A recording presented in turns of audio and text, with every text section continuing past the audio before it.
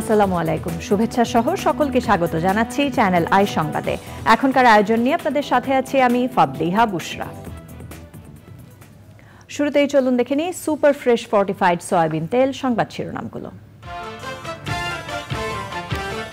পাকিস্তানের বিপক্ষে test series জয় ঐতিহাসিক অর্জন বলে প্রধান উপদেষ্টার প্রশংসা, জাতীয় ক্রিকেট দলকে সংবর্ধনা।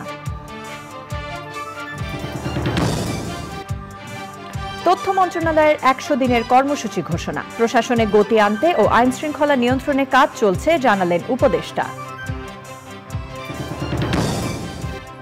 বিশ্ব দরবারে দেশকে তুলে ধরতে প্রধান উপদেষ্টার আহ্বান, আইসিসিবির ন্যাশনাল বিজনেস ডায়ালগ।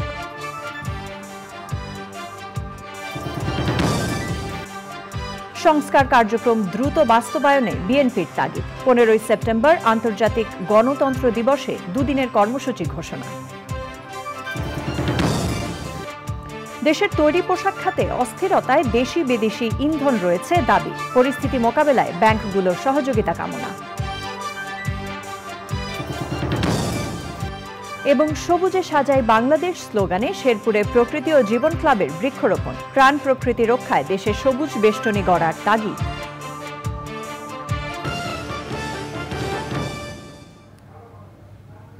এছাড়া নিটোল টাটা বিশেষ সংবাদে থাকছে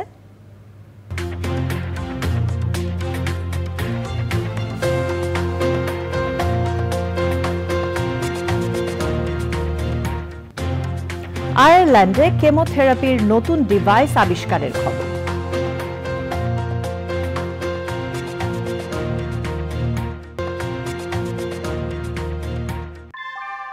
আমরা তৈরি করি বিশ্বমানের জার্মান প্রযুক্তির ভূমিকম্প সহনশীল থার্মেক্স রড, যা আপনার স্থাপনাকে নিরাপদ রাখে প্রজন্ম থেকে প্রজন্ম। সালাম স্টিল, মোস্ট ডিউরেবল স্টিল। সংবাদ শিরোনামগুলো জানাচ্ছিলাম। এখনকার এই সংবাদ আয়োজন একই সঙ্গে চ্যানেল আই এর ইউটিউব চ্যানেল এবং চ্যানেল আই এর ওটিটি প্ল্যাটফর্ম আই স্ক্রিনে লাইভ স্ট্রিম হচ্ছে। এবারে জানাবো বিস্তারিত খবর। অন্তর্বর্তীকালীন সরকারের প্রধান উপদেষ্টা ডক্টর মোহাম্মদ ইউনূসের নেয়া সংস্কারের সিদ্ধান্ত দ্রুত বাস্তবায়নের দাবি জানিয়েছে বিএনপি। নয়াপল্টনে বিএনপির কেন্দ্রীয় কার্যালয়ে যৌথ সভা শেষে দলের মহাসচিব মির্জা ফখরুল ইসলাম আলমগীর বলেছেন, সংস্কারে জনগণের চাওয়া ও প্রয়োজনকে মূল্যায়ন করতে হবে। এ সময় আগামী 15 সেপ্টেম্বর আন্তর্জাতিক গণতন্ত্র দিবস উদযাপনে 2 দিনের কর্মসূচি ঘোষণা করা হয়। আক্তার হোসেনের রিপোর্ট। 15 সেপ্টেম্বর আন্তর্জাতিক গণতন্ত্র দিবস উদযাপনের বিষয়ে দলের সিনিয়র ও মহানগর নেতাদের নিয়ে যৌথ সভা করে বিএনপি। বৈঠকের সিদ্ধান্ত অনুযায়ী গণতন্ত্র দিবসকে প্রাতিষ্ঠানিক রূপ দেওয়ার জন্য 2 দিনের কর্মসূচির ঘোষণা করেন মহাসচিব মির্জা ফখরুল ইসলাম আলমগীর। এখন একটা নতুন জনগণের ছাত্র জনতার অভ্যুত্থানের মধ্য দিয়ে আবার একটা নতুন সুযোগ সৃষ্টি হয়েছে সেই গণতন্ত্রকে প্রতিষ্ঠিত করবার, গণতন্ত্রকে প্রাতিষ্ঠানিক রূপ দেবার। আমরা 2 দিনের কর্মসূচি নিয়েছি। 14 তারিখে আমাদের 3:30টায়, বিকাল 3:30টায় শহীদ মিনারে একটি সমাবেশ অনুষ্ঠিত হবে। এই সমাবেশটি হবে এই 14-15 বছরে যারা গণতন্ত্রের আন্দোলন করতে গিয়ে শহীদ হয়েছেন অথবা পঙ্গু হয়েছেন, যারা নির্যাতিত হয়েছেন, তাদের আত্মীয় স্বজন বা তাদেরকে নিয়ে এসে আপনার একটা সমাবেশ করা হবে। 15 তারিখে আমরা আমাদের কেন্দ্রীয় অফিসের সামনে অর্থাৎ নয়াপল্টনের এখানে আমরা একটা সমাবেশ করব। এই সমাবেশটা হচ্ছে গণতন্ত্রকে প্রাতিষ্ঠানিক রূপ দেবার সমাবেশ। রাষ্ট্র সংস্কারে অন্তর্বর্তী সরকারকে যৌক্তিক সময় দেওয়া হবে জানিয়ে সহযোগিতার কথা বলেন মির্জা ফখরুল। বলেন, সংস্কারে জনগণের চাওয়া ও প্রয়োজনকে মূল্যায়ন করতে হবে। আমরা মনে করি যে তারা কাজ করছেন, এই কাজ করার সময় সুযোগ সবই তাদেরকে দেওয়ার জন্য আমরা প্রতিশ্রুতিবদ্ধ এবং আমরা আশা করি যে তারা যথাশীঘ্র সম্ভব স্বল্প সময়ের মধ্যে আপনার তাদের এই কাজগুলো শেষ করে তারা নির্বাচনের দিকে যাবেন। ছাত্র জনতার অভ্যুত্থান নস্যাৎ করতে পতিত স্বৈরাচারের দোসররা শিল্পক্ষেত্রে অস্থিরতা সৃষ্টির চক্রান্ত করছে মন্তব্য করে শিল্প রক্ষায় ধৈর্য ধরে পরিস্থিতি মোকাবেলায় নেতাকর্মীদের নির্দেশ দিয়েছেন বিএনপি মহাসচিব। Akhtar Hossain, channel I, Dhaka. বিএনপির চেয়ারপারসন বেগম খালেদা জিয়াকে রাজধানীর এভার কেয়ার হাসপাতালে ভর্তি করা হয়েছে। বৃহস্পতিবার মধ্যরাতে শারীরিক অবস্থার অবনতি হলে সাবেক এই প্রধানমন্ত্রীকে হাসপাতালে নেওয়া হয়। পরে পরীক্ষা নিরীক্ষা শেষে মেডিকেল বোর্ডের সিদ্ধান্তে হাসপাতালে ভর্তি করা হয়েছে। বর্তমানে খালেদা জিয়ার শারীরিক অবস্থা স্থিতিশীল রয়েছে। তিনি কেবিনে থেকে চিকিৎসা নিচ্ছেন। এ ব্যাপারে খালেদা জিয়ার ব্যক্তিগত চিকিৎসক ও বিএনপির স্থায়ী কমিটির সদস্য ডক্টর AZM জাহিদ হোসেন বলেছেন, উন্নত চিকিৎসার জন্য খালেদা জিয়াকে বিদেশে নেওয়া প্রয়োজন হলেও শারীরিক অবস্থা বিবেচনায় এখনই বিদেশে নেওয়া যাচ্ছে না।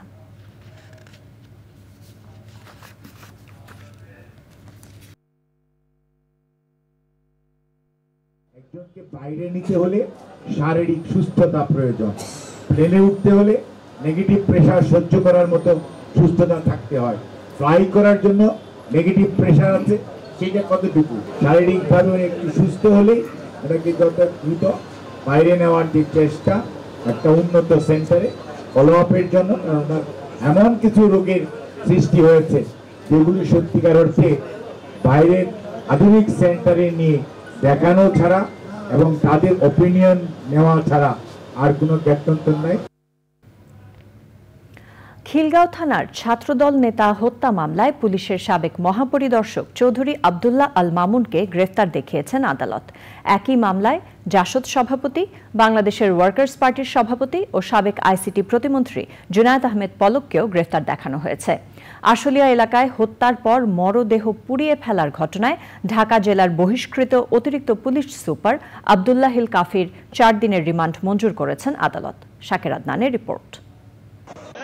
রিমান্ড শেষে বৃহস্পতিবার সকালে আদালতে তোলা হয় সাবেক আইজিপি চৌধুরী আব্দুল্লাহ আল মামুন, জাসদ সভাপতি হাসানুল হক ইনু, ওয়ার্কার্স পার্টির সভাপতি রাশেদ খান মেনন এবং সাবেক আইসিটি প্রতিমন্ত্রী জুনায়েদ আহমেদ পলককে।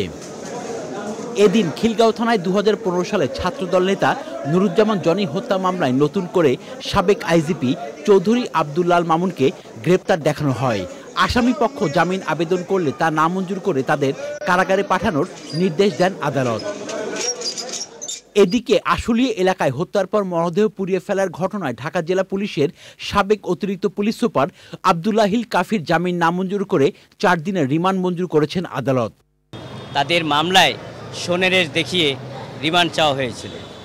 আমরা বিজ্ঞ আদালতে রাষ্ট্রপক্ষ তাদের বক্তব্য রেখেছেন এবং আয়ুষ সাহেব তার বক্তব্য রেখেছেন, আমরা আসামি পক্ষে আমরা বক্তব্য রেখেছি। গ্রেপ্তার ডিএমপির সাবেক পুলিশ কমিশনার আসাদুজ্জামান মিয়াকে জনি হত্যা মামলায় 10 দিনের রিমান্ডের আবেদন করলে জামিন নামঞ্জুর করে আদালত 7 দিনের রিমান্ড মঞ্জুর করেন। বুধবার রাতে মহাখালী এলাকা থেকে তাকে গ্রেপ্তার করে আইনশৃঙ্খলা বাহিনী। Shakir Adnan, channel I, Dhaka. High voltage আসামিদের বিচারের জন্য বর্তমান আন্তর্জাতিক অপরাধ ট্রাইব্যুনাল উপযোগী নয় বলে জানিয়েছেন প্রসিকিউশন টিমের প্রধান তাজুল ইসলাম। পুরনো ট্রাইব্যুনাল দ্রুত সংস্কারের দাবি জানান তিনি। আর ট্রাইব্যুনাল পুনর্গঠনের পর শেখ হাসিনা সহ অন্য আসামিদের গ্রেফতারি পরোয়ানা জারির আবেদন জানাবেন বলেও জানান তাজুল ইসলাম। মাজহারুল হক মান্নার রিপোর্ট। পুরনো এই হাইকোর্ট ভবনে 2010 সালে শুরু হয়েছিল মানবতাবিরোধী অপরাধের বিচার। বাইরের অবস্থা ভালো হলেও বিচারকক্ষের অবস্থা ঝুঁকিপূর্ণ হওয়ায় বন্ধ হয়ে যায় বিচার কাজ। জরাজীর্ণ বিচারকক্ষ ও গারদখানা। পরে পুরনো ভবনের পাশে নির্মাণ করা হয় নতুন ভবন, যেখানে হবে বৈষম্যবিরোধী ছাত্র আন্দোলনের নিহত হওয়ার ঘটনায় দায়ের হওয়া মামলার বিচার। বর্তমানে কী অবস্থায় আছে তা দেখতে চিফ প্রসিকিউটরের নেতৃত্বে টিমের সদস্যরা কক্ষগুলো দেখেন। পরে রেজিস্ট্রার দপ্তরের কক্ষগুলো ঘুরে দেখেন। যে হাই ভোল্টেজ ট্রাইব্যুনাল এটা হবে, যে মামলা যেগুলো হচ্ছে, তো এই ট্রাইব্যুনালে বিচার কার্য পর্যবেক্ষণের জন্য যদি কোনো বিদেশি আসেন, তারা আসলে অবাক হবেন যে এটা কি করে একটা আন্তর্জাতিক ট্রাইব্যুনাল, আন্তর্জাতিক স্ট্যান্ডার্ডের একটা ট্রাইব্যুনাল এখানে হতে পারে। এটা আগের যে বিল্ডিংটা আছে সেটা খুব দ্রুত যদি মেরামত করে সেখানে ট্রান্সফার করা যায় সেটা করা যেতে পারে। আদারওয়াইজ এই টিন শেডের মধ্যে এই বিচারটা করলে এটা আসলে খুব বেশি সুবিধাজনক ব্যাপার হবে না। শেখ হাসিনা সহ অন্য আসামিদের বিরুদ্ধে কি ব্যবস্থা নেওয়া হবে তা জানান তিনি। ফিরিয়ে আনা বা না আনার ব্যাপারে আমাদের এই মুহূর্তে মন্তব্য করাটা ঠিক হবে না। এটা সরকারের রাজনৈতিক সিদ্ধান্তের ব্যাপার হবে, কূটনৈতিক তৎপরতার অংশ হবে, সেটা সরকার যথাসময়ে গ্রহণ করবেন বলে আমরা মনে করি। আপাতত আমরা মনে করি যে ট্রাইব্যুনালটা গঠন হলে যখন ফর্মালি এখানে কোনো মামলা দায়ের হবে, অভিযোগ দায়েরটা হবে, তারপরে আমরা নেসেসারি অর্ডারস চাব এবং ট্রাইব্যুনালের সেই আদেশের আলোকে সরকার যদি কোনো পদক্ষেপ নিতে যান সেক্ষেত্রে ট্রাইব্যুনালের আদেশের আলোকেই সেটা হবে। চিফ প্রসিকিউটর জানিয়েছেন, আগের প্রসিকিউশন টিম পদত্যাগ করে বিভিন্ন কক্ষে তালা লাগিয়ে চলে যাওয়ায় মামলার গুরুত্বপূর্ণ নথি তারা দেখতে পারছেন না। মাছুল হক মান্না, চ্যানেল আই, ঢাকা। দেশের তৈরি পোশাক খাতের বিভিন্ন এলাকায় অস্থিরতা তৈরিতে দেশি বিদেশি ইন্ধন রয়েছে বলে দাবি করেছেন শ্রম সচিব। জানিয়েছেন, কোনো কারখানা মালিকের ব্যাংক অ্যাকাউন্ট ফ্রিজ করা হয়নি। অস্থিরতার মধ্যে মজুরি নিয়ে যাতে দুষ্কৃতকারীরা কোনো সুযোগ নিতে না পারে সেজন্য ব্যাংকগুলোর সহযোগিতা চায় বিজিএমইএ। মাসরুর শাকিলের রিপোর্ট। ছাত্র জনতার গণ অভ্যুত্থানের পর হঠাৎ করে অস্থির হয়ে ওঠে দেশের রপ্তানিমুখী তৈরি পোশাক খাত। সরকার, মালিক ও সেনাবাহিনীর নানা উদ্যোগে চট্টগ্রাম ও নারায়ণগঞ্জে সব এবং গাজীপুরে বেশিরভাগ কারখানায় উৎপাদন শুরু করা গেছে। তবে এখনও আশুলিয়ায় ১৬০টি কারখানা বন্ধ আছে। টঙ্গীতে মালিক শ্রমিক প্রতিনিধিদের সাথে মতবিনিময় করেন শ্রম সচিব। সেখানে দেশ এবং দেশের বাইরে থেকে বিভিন্ন ইন্ধন জোগানো হচ্ছে এবং সেটি আমরা এখন ডিসক্লোজ করব না, আমাদের গোয়েন্দা রিপোর্টে তাই। এবং সেটার জন্য আমাদের ফরেন মিনিস্ট্রি, আমাদের কমার্স মিনিস্ট্রি এগুলো নিয়ে কাজ করছে। এই ক্রিমিনাল অফেন্সের সাথে যারা জড়িত তারা বাইরে থাকবে না, তারা ভিতরে থাকবে। আমরা সেটা অলরেডি সেই অ্যাকশন নেওয়া শুরু হয়ে গেছে। ইমিডিয়েটলি যে ব্যাংকগুলি এখনো বেতন ক্লিয়ার করছে না লোনটা, এই লোনটা একটা দিন একটা সেকেন্ড ভোগান্তি না দিয়ে, যেহেতু এটা বাংলাদেশ ব্যাংকের সিদ্ধান্ত এবং কোথাও কোনো ব্যাংকের শিডিউল ব্যাংকের এনি ব্যাংকের ফান্ডে কোনো সমস্যা হলে তারা বাংলাদেশ ব্যাংকে স্পেসিফিক ফান্ডের ব্যাপারে কথা বলতে পারবে। মজুরি বাড়িয়ে দেওয়াই কিন্তু একমাত্র সমাধান না, কারণ আমি মজুরি বাড়িয়ে দিলাম, এরপরে ওই ফ্যাক্টরিটা আর অর্ডার পেল না, ফ্যাক্টরিটা বন্ধ হয়ে গেল, শ্রমিক কিন্তু চাকরি আর থাকলোই না।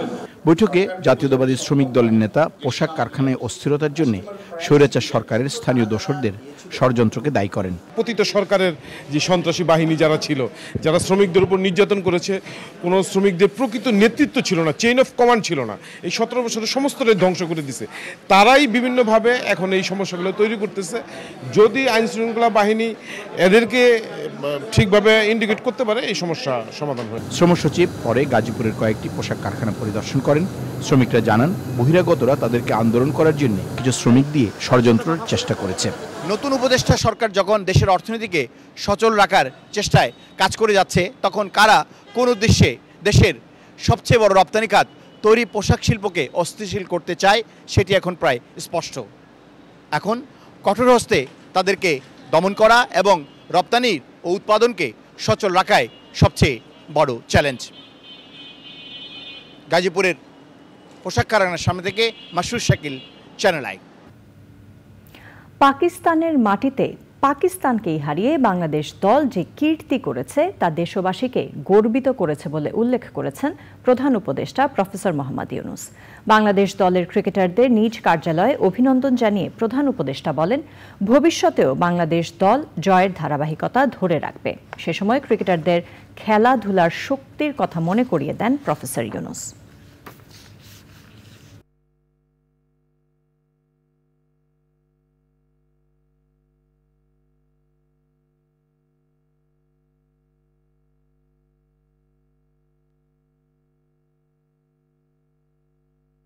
আমরা সবাই জানি যে দেশের একটা পরিস্থিতি, খারাপ পরিস্থিতির মধ্যে দিয়ে আমরা গিয়েছি, মাঝখানে বন্যা হলো, তো প্রত্যেকটা প্লেয়ারের মধ্যে একটা বাড়তি একটা চেষ্টা ছিল যে এই সময় আমরা দেশকে কিছু দিতে পারি।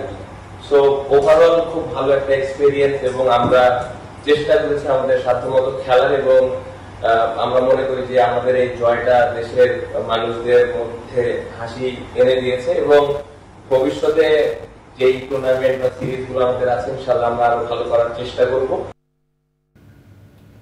International chamber of commerce Bangladesh আইসিসিবির আয়োজনে ন্যাশনাল বিজনেস ডায়ালগ 5 আগস্ট সরকার পতনের পর অন্তর্বর্তী সরকারের সাথে ব্যবসায়ীদের বড় জমায়েত ইন্টারকন্টিনেন্টাল হোটেলে। বিস্তারিত জানাচ্ছেন রিজভী নওয়াজ।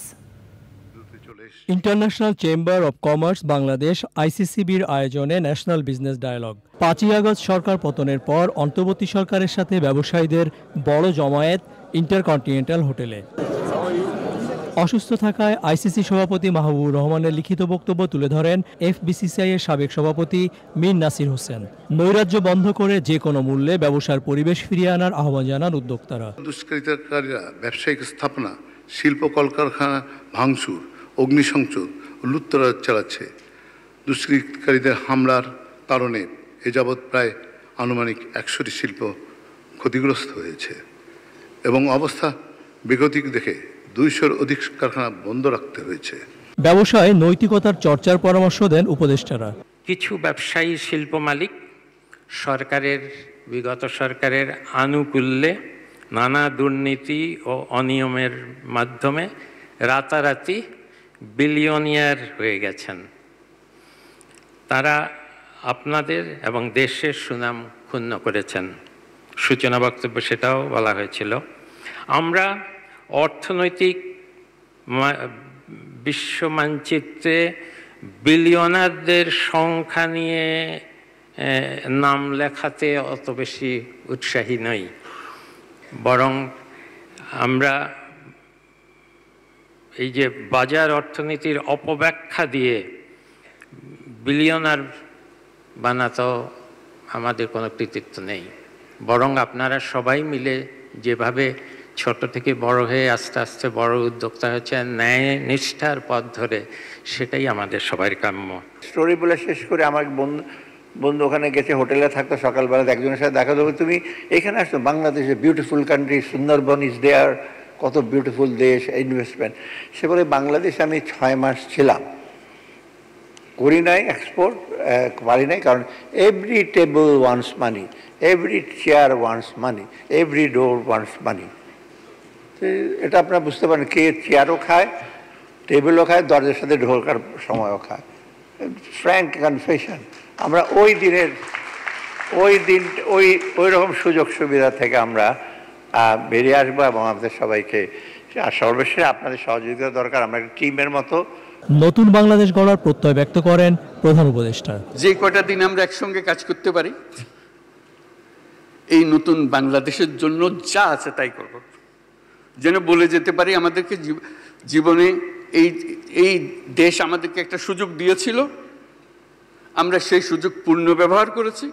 আমরা সেই অতীতের পচা বাংলাদেশ থেকে আমরা একটা নতুন তরতাজা বাংলাদেশ সৃষ্টি করেছি। সামাজিক ব্যবসায় উদ্বুদ্ধ হতেও তাগিদ দেন doctor Mohammad Yunus. Rizvi Nawaz, channel I, Dhaka. সবুজে সাজায় বাংলাদেশ স্লোগানে শেরপুরে বৃক্ষরোপণ ও চারা বিতরণ করেছে প্রকৃতি ও জীবন ক্লাব। রোপিত গাছগুলোর যথাযথ বেড়ে উঠতে স্থানীয় জনগোষ্ঠীকে উদ্বুদ্ধ ও সম্পৃক্তকরণের বিষয়ে জোর দেন সংশ্লিষ্টরা। সাম্প্রতিক বন্যার ক্ষয়ক্ষতি পুষিয়ে নেয়ার পাশাপাশি প্রাকৃতিক ভারসাম্য রক্ষায় এমন কর্মসূচির প্রশংসা করেন বিশিষ্টজনেরা। হাকিম বাবুলের পাঠানো তথ্যে সাবরিনা হাসানের রিপোর্ট।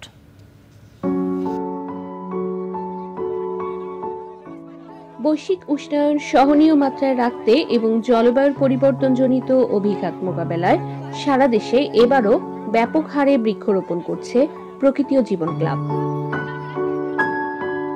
শেরপুর সদরের শিক্ষা প্রতিষ্ঠান সহ কয়েকটি স্থানে ফলদ, বনজ ও ঔষধি গাছের চারা রোপণ করা হয়। সবুজে সাজাই বাংলাদেশ এই প্রতিপাদ্যে শেরপুরে বৃক্ষরোপণ কর্মসূচি পালন করা হয়েছে এবং এখানে 5000 বৃক্ষ রোপণ এবং 2000 বৃক্ষ বিতরণ করা হয়েছে, চারা বিতরণ করা হয়েছে। এবং এই যে আমরা চারা বিতরণ করছি, বৃক্ষরোপণ করছি, একটি উদ্দেশ্য বাংলাদেশে যে উষ্ণতা, এই উষ্ণতাকে প্রশমিত করা, পাশাপাশি কার্বন নিঃসরণ যেটা হচ্ছে সেটাকেও কিন্তু কমিয়ে আনা।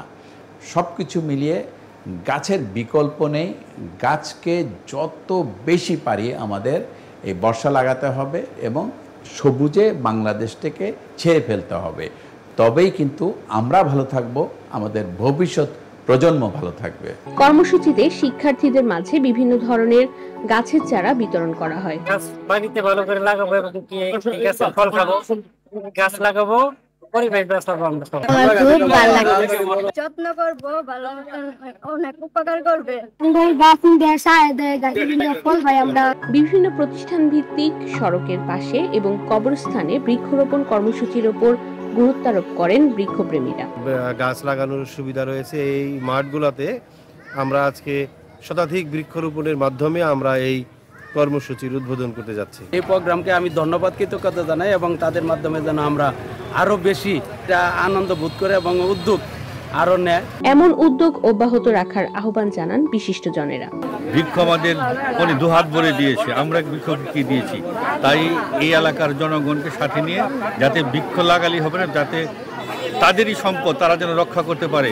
আমাদের প্রকৃতি রক্ষার জন্য এবং প্রকৃতির সঙ্গে সঙ্গে পাখি রক্ষার জন্য বৃক্ষরোপণ মানে প্রয়োজন। সামনের দিনগুলোতে আরও বৃক্ষ রোপিত হবে এবং প্রকৃতির ভারসাম্য রক্ষায় যে প্রকৃতি ও জীবন ক্লাব যে উদ্যোগ গ্রহণ করেছে বা আগামীতেও গ্রহণ করবে, এটা নিশ্চয়ই আমাদের পরিবেশের ভারসাম্য রক্ষা করবে।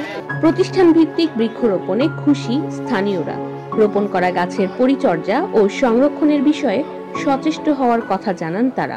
সিজন চেঞ্জ হচ্ছে, এক এক সময় যখন বৃষ্টি আসার কথা সেখানে হচ্ছে গরম, এইগুলা প্রাকৃতিক যে দুর্যোগ সবকিছু এই গাছ লাগানোর মাধ্যমে সুন্দরভাবে পরিচালিত হবে। রোপিত গাছগুলো প্রকৃতিতে নির্মলতা ফেরাতে এবং অক্সিজেনের যোগান বাড়িয়ে সুস্থ পরিবেশ করতে কার্যকরী ভূমিকা রাখবে প্রত্যাশা পরিবেশবাদীদের। সাবরিনা হাসান, প্রকৃতি ও জীবন ডেস্ক, চ্যানেল আই। সুজলা সুফলা শস্য শ্যামল বাংলাদেশের খ্যাতি বিশ্বজুড়ে, তবে জলবায়ুর বিরূপ প্রভাব ও অপরিণামদর্শী বিভিন্ন কর্মকাণ্ডে দিন দিন কমছে বনভূমি ও গাছের সংখ্যা। এতে খাদ্য ও আবাসস্থলের সংকটে পড়ছে বন্যপ্রাণী। পরিস্থিতির উন্নয়ন ও প্রাণ প্রকৃতি রক্ষায় সবুজে সাজাই বাংলাদেশ সহ দেশে সবুজ বেষ্টনী গড়তে নানা কার্যক্রম বাস্তবায়ন করা হচ্ছে। সবুজে সাজাই বাংলাদেশ নিয়ে আফরোজা হাসির প্রতিবেদন।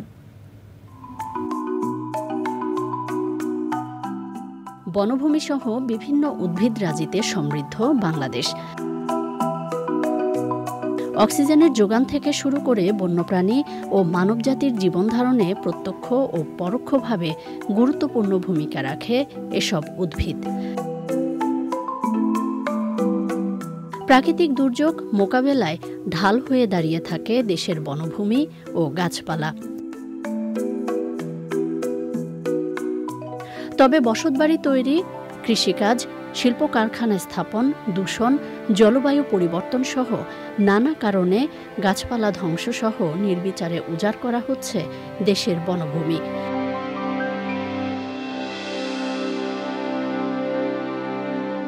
ভিনদেশি উদ্ভিদের আগ্রাসনে কমে যাচ্ছে দেশীয় উদ্ভিদের বৈচিত্র্য, মলিন হয়ে পড়ছে পরিবেশ ও প্রকৃতি। এমন পরিস্থিতিতে প্রকৃতিকে সবুজে সাজাতে নানা কার্যক্রম বাস্তবায়ন করা হচ্ছে।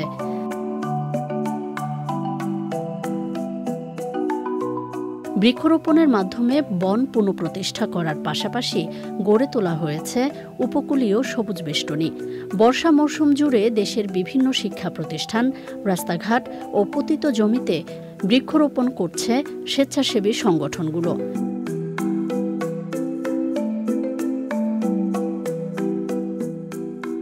শিক্ষার্থীসহ জনসাধারণের মাঝে বিতরণ করা হচ্ছে বিভিন্ন প্রজাতির গাছের চারা। ঢাকাসহ বিভিন্ন শহরাঞ্চলে বৃদ্ধি পাচ্ছে ছাদ বাগান। সবুজে সবুজে সজ্জিত হচ্ছে চারপাশ। জলবায়ুর অভিঘাত মোকাবেলা ও বৈশ্বিক উষ্ণতা কমাতে বাংলাদেশকে সবুজে সাজাতে বৃক্ষরোপণকে গণ আন্দোলনে রূপ দেওয়ার কোনো বিকল্প নেই। সচেতনতা আর সবার অংশগ্রহণের মাধ্যমেই সবুজে সাজাই বাংলাদেশ কার্যক্রম আরও বেগবান করতে হবে। পাঠ্যপুস্তকে বৃক্ষরোপণের বিষয় অন্তর্ভুক্ত করে শিক্ষার্থীদের সচেতন করার পাশাপাশি ব্যক্তিগত ও সামাজিক উদ্যোগে আরও বেশি বৃক্ষরোপণে উৎসাহিত করতে হবে। এসব কাজে সংশ্লিষ্ট সরকারি প্রতিষ্ঠানগুলো সম্পৃক্তকরণ এবং সম্মিলিত উদ্যোগে বৃক্ষরোপণের ক্ষেত্রে একটি কেন্দ্রীয় নীতিমালা প্রণয়ন করা জরুরি। তবেই ভবিষ্যৎ প্রজন্ম পাবে সবুজ ও সমৃদ্ধ বাংলাদেশ।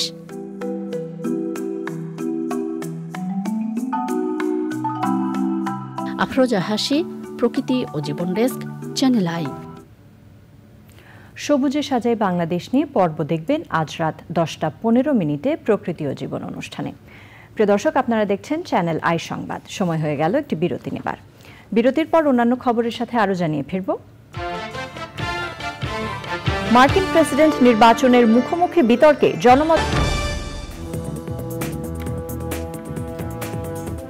বিরতির পর আবারও আমন্ত্রণ।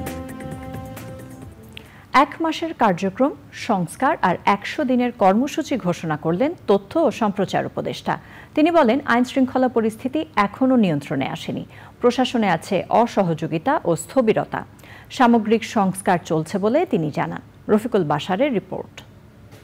নিজ মন্ত্রণালয়ের 100 দিনের কর্মসূচি ঘোষণা করেন তথ্য ও সম্প্রচার উপদেষ্টা নাহিদ ইসলাম। এই সময়ের মধ্যে স্বাধীন গণমাধ্যম কমিশন, গণমাধ্যম কর্মী আইন, সম্প্রচার আইন করার উদ্যোগসহ 23টি কাজ করার কথা জানান উপদেষ্টা। বলেন, সাইবার নিরাপত্তা আইনসহ আন্তর্জাতিক আইনের সাথে সাংঘর্ষিক কোনো আইন রাখা হবে না। মন্ত্রণালয়ের চলমান সব প্রকল্প যাচাই করে দুর্নীতি পেলে তাদের বিরুদ্ধে ব্যবস্থা নেওয়ার কথা জানান তিনি। মন্ত্রণালয়গুলোতে যে দুর্নীতির অভিযোগ ছিল যেসব প্রকল্পগুলোতে, সেসব প্রকল্প সহ সকল প্রকল্পের একটা রিভিউ আমরা কমিটি করেছি, যে সবগুলো প্রকল্প যাতে রিভিউ করা হয় এবং যেখানে যেখানে দুর্নীতির অভিযোগ আছে সেগুলো যাতে খতিয়ে দেখে একটা রিপোর্ট পেশ করা হয়। সুস্পষ্ট অভিযোগ বা প্রমাণের ভিত্তিতে তাদের বিরুদ্ধে আইনি ব্যবস্থা নেওয়া হবে অনেকের ক্ষেত্রে। শনিবারের শহীদ স্মরণসভা স্থগিত করে এর জন্য 5 কোটি টাকা বরাদ্দের ব্যাখ্যা দেন উপদেষ্টা। কিছু কথা উঠেছে বা সোশ্যাল মিডিয়ায় সমালোচনা হচ্ছে আমরা দেখতে পাচ্ছি, কিন্তু এটা আসলে একটু বিভ্রান্তি হয়েছে।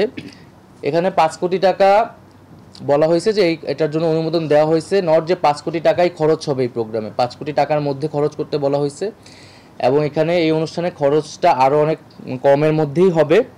দেশের আইন শৃঙ্খলা পরিস্থিতি এখনো ভালো হয়নি জানিয়ে বলেন, পুলিশ বাহিনী সংস্কারের কাজ চলছে। না, প্রশাসনে স্থবিরতা তো আছে, এটা আমরা লক্ষ্য করছি এবং আমরা বিভিন্ন জায়গা থেকে অসহযোগিতা পাচ্ছি। প্রশাসন আমরা ঢেলে সাজাচ্ছি। আইন শৃঙ্খলার পরিবেশটি নিয়ে আমরা এখনও সন্তুষ্ট নই এবং আমরা সরকারের জায়গা থেকে যথাযথ চেষ্টা করছি পুলিশকে আরও বেশি কর্মতৎপর করতে। এই আন্দোলনে তার ভূমিকার যেই সমালোচনা, এটার কারণে কিন্তু পুলিশ এখনও আত্মবিশ্বাসের সাথে দাঁড়াতে পারছে না। ফলে আমাদের আইন শৃঙ্খলার যে কার্যক্রমটা সেটি ব্যাহত হচ্ছে। উপদেষ্টা বলেন, সাংবাদিক সহ অনেকের বিরুদ্ধে উদ্দেশ্য প্রণোদিত হয়ে মামলা করা হচ্ছে। যেটা বললেন সাংবাদিকদের বিষয়ে, এখানে কিন্তু আসলে জনগণের জায়গা থেকে বা উদ্দেশ্য প্রণোদিতভাবেও বিভিন্ন জায়গায় আসলে মামলা করা হচ্ছে। অনেক জায়গায় তাদেরকে রাজনৈতিক দলের লোকেরা নানা ধরনের চাপ দিচ্ছে মামলা করার জন্য এবং তাদের ব্যক্তিগত শত্রুদের নাম এই মামলায় ঢুকিয়ে দেওয়া হচ্ছে। বিভিন্ন জায়গায় ঘটনাগুলো ঘটতেছে। সমন্বয়ক নাম ব্যবহার করে অনেকে চাঁদাবাজি করছে, বিভিন্ন সুযোগ নিচ্ছে। এ ধরনের অভিযোগ পেলে তাদের বিরুদ্ধে ব্যবস্থা নিতে নির্দেশ দেন উপদেষ্টা। Rafiqul Bashar, channel I, Dhaka. মার্কিন প্রেসিডেন্ট নির্বাচন সামনে রেখে প্রধান 2 প্রার্থী কামালা হ্যারিস ও ডোনাল্ড ট্রাম্পের প্রথম মুখোমুখি বিতর্কে জনমত জরিপের ফল প্রকাশ হয়েছে। জনমত জরিপ এবং রাজনৈতিক বিশ্লেষকদের মতে বিতর্কে জয়ী হয়েছেন কামালা। সিএনএনের জরিপে দেখা গেছে 63% মানুষ কামালা হ্যারিসকে জয়ী বলে মনে করছেন, আর ট্রাম্পকে জয়ী মনে করছেন 37% মানুষ। নিবন্ধিত ভোটারদের ওপর ইউগভ পরিচালিত অপর এক জরিপেও কামালা হ্যারিসকে জয়ী বলে মত দিয়েছেন। এমনকি রক্ষণশীলদের টিভি নেটওয়ার্ক ফক্স নিউজের বিশেষজ্ঞরাও বলেছেন ট্রাম্পকে পরাজিত করেছেন কামালা। তবে বিতর্কের পর সিদ্ধান্তহীনতায় থাকা ভোটারদের নিয়ে আনুষ্ঠানিক কোনো জরিপের ফল এখনো প্রকাশ হয়নি। আইস্ক্রিন সাংস্কৃতিক সংবাদ।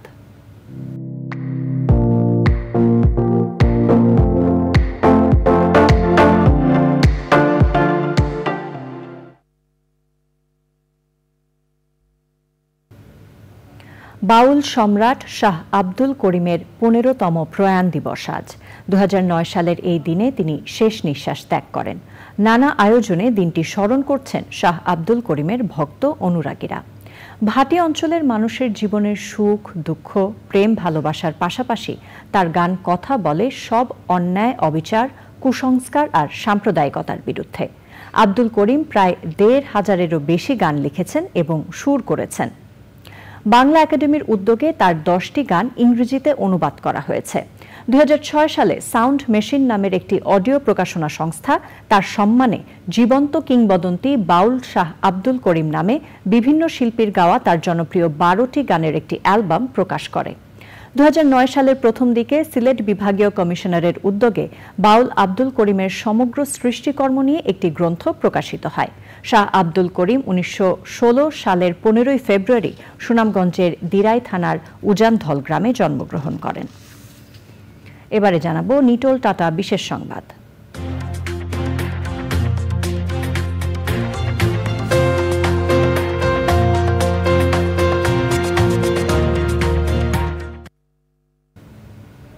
ক্যান্সারে আক্রান্ত রোগীদের কেমোথেরাপি বর্তমানে অন্যতম একটি চিকিৎসা পদ্ধতি। তবে চিকিৎসা আরও সহজ করতে কেমোথেরাপি ডিভাইস অ্যাথেনা আবিষ্কার করেছে আয়ারল্যান্ডের এক নারী শিক্ষার্থী অলিভিয়া হামফ্রেস। আবিষ্কৃত ডিভাইসটি বহনযোগ্য ও মাথার ত্বক শীতল রাখতে কাজ করে। ক্যান্সার আক্রান্ত রোগীরা চিকিৎসা ছাড়াও নানা কাজে যখন ভ্রমণ করেন তখন সমস্যার সম্মুখীন হওয়া এড়াতে এটি ব্যবহার করতে পারেন। এছাড়াও ডিভাইসটি অস্থায়ীভাবে মাথার ত্বকে রক্ত প্রবাহ এবং কোষ বিপাক কমিয়ে ক্যান্সারের বিরুদ্ধে লড়াই করতে সহায়তা করে। হামফ্রেসের আবিষ্কৃত অ্যাথেনা এর জন্য গত 11 September James Dyson award Ireland জাতীয় পুরস্কারে ভূষিত হয়েছেন।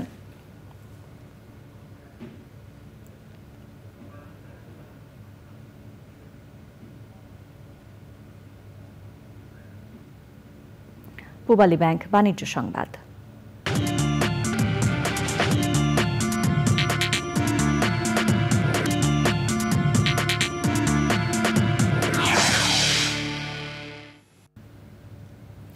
টেলিকম খাতের টাওয়ার স্টেশনে ব্যবহারের জন্য লিথিয়াম ব্যাটারি উৎপাদনে চীনের প্রতিষ্ঠান হুয়াওয়ের সাথে একটি চুক্তি সই করেছে বাংলাদেশের ওয়ালটন।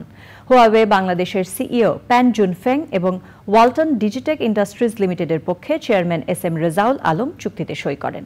অনুষ্ঠানের প্রধান অতিথি হিসেবে চীনের রাষ্ট্রদূত ইয়াও ওয়েন বলেন, প্রধান উপদেষ্টা ডক্টর ইউনুসের নেতৃত্বে বাংলাদেশের নতুন সরকারের সাথেও চীন সহযোগিতা অব্যাহত রাখবে। চুক্তি অনুযায়ী ব্যাটারি উৎপাদনে প্রযুক্তিগত ও কাঁচামাল সহায়তা দেবে হুয়াওয়ে। উদ্যোক্তারা জানিয়েছেন, পরিবেশ বান্ধব এই ব্যাটারি বর্তমানে প্রচলিত লেড ব্যাটারির থেকে সাশ্রয়ী হবে।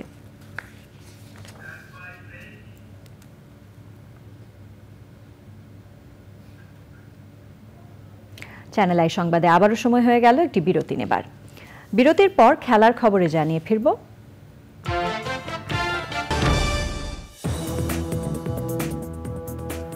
বিরতির পর আবারও আমন্ত্রণ চ্যানেল আই সংবাদে। উপাচার্য অধ্যাপক ডক্টর শাহ আলিমুজ্জামানের পদত্যাগের দাবিতে বিক্ষোভ কর্মসূচি হয়েছে বাংলাদেশ টেক্সটাইল বিশ্ববিদ্যালয় বুটেক্সে। ছাত্র জনতার গণ অভ্যুত্থানের বিরুদ্ধে ষড়যন্ত্র করার অভিযোগে তার পদত্যাগের দাবি জানিয়ে বিক্ষোভ মিছিল ও অবস্থান কর্মসূচি পালন করেছেন বুটেক্সের সব স্তরের শিক্ষক, কর্মকর্তা ও কর্মচারী। বিক্ষোভ মিছিলটি ক্যাম্পাসের বিভিন্ন সড়ক প্রদক্ষিণ করে একাডেমিক ভবনের নিচে এসে শেষ হয়।